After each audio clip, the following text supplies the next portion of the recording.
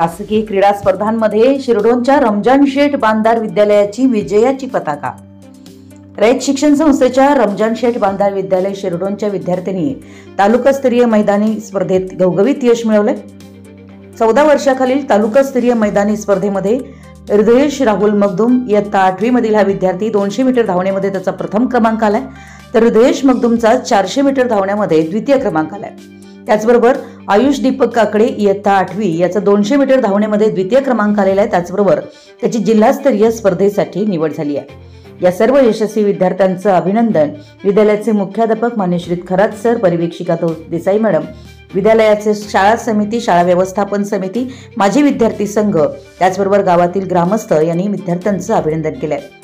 या विद्यार्थ्यांना विद्यालयाचे क्रीडा शिक्षक श्री भोसले एस चौगुले सर, त्याचबरोबर शिक्षक, शिक्षिका, शिक्षकेतर कर्मचारी यांचं मार्गदर्शन लाभलं।